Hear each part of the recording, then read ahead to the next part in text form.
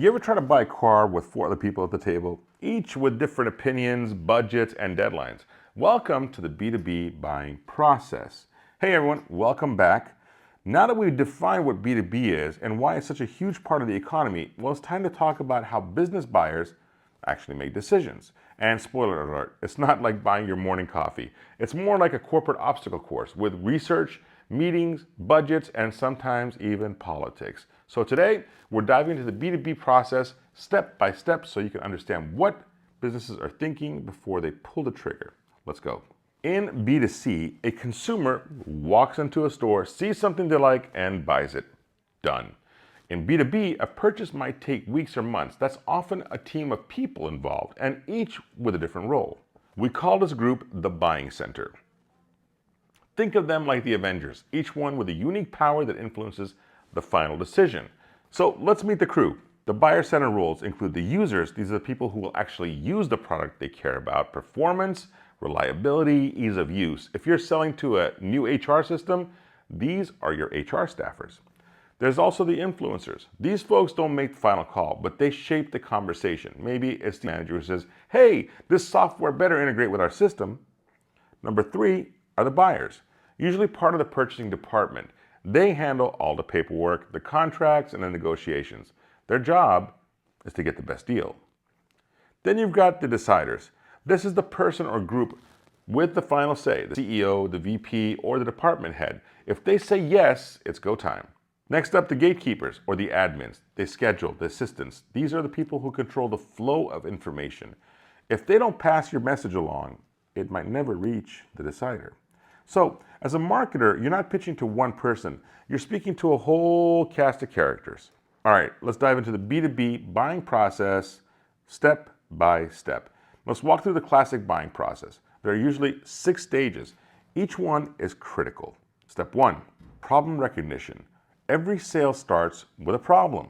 Something's broken, something's outdated, or something's missing. For example, our sales team isn't closing enough deals. Boom, problem recognized. That triggers the hunt for a solution. Step 2, information search.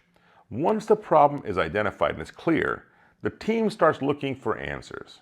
This is where content marketing shines. We got white papers, webinars, demos, case studies. If you're not visible here, you're already out of the race.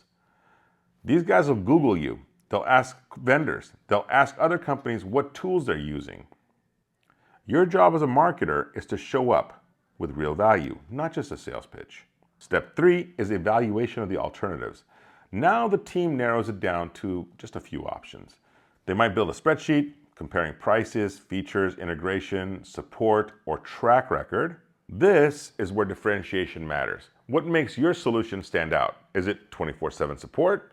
Is it your onboarding process? Is it a proven ROI, or return on investment? Companies aren't just buying a product, they're buying confidence. Step 4, the purchase decision. They've weighed the options, now they want to choose a winner. Sometimes the lowest price wins. Other times it's about the strongest relationship or the best long-term value. You can still lose a deal at this stage. Maybe procurement balks at the cost. Maybe leadership goes with a vendor that they've worked with before. It's not always rational, but it is real. Step 5, implementation. This is where the product is delivered, but you're not done yet. This is where customer success actually kicks in. Training, setup, support. B2B buyers expect you to walk them hand in hand, not just sell them and disappear. Retention and satisfaction start right here. Step 6, post-purchase evaluation. Was it worth it? If the system works and it saves money and performs well, they'll be happy. If not, they'll be very vocal. This is where reviews, testimonials, and referrals come, or they don't. Let me give you a real-world example. Say a university is choosing a new video conferencing software for all of their online classes. The users are the faculty and the students. The influencers might be the IT department. Well, the buyers are procurement guys. The decider could be the provost or CIO. The gatekeeper, well, that's probably someone managing the budget workflow. You think the final decision is just what's cheapest? No way. It's about security, ease of use, integration with Canvas or Blackboard, and yes, price. But also reputation and support. demo experience. And that's why great B2B marketers understand every single role in the buying center and tailor their message accordingly. So what should you take away from this? Well, B2B buyers aren't just buying a product, they're buying a solution to a business problem. The buying process is longer and more complex, but also way more stable and very high value.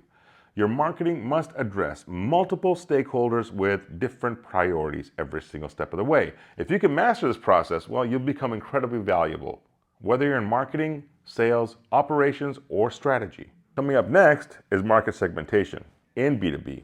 We'll look at how businesses break up their audiences intelligently and why B2B segments look very different from consumer ones. Don't miss it. Just go ahead and click right here. You need to click it. You should probably click right now. Did you do it?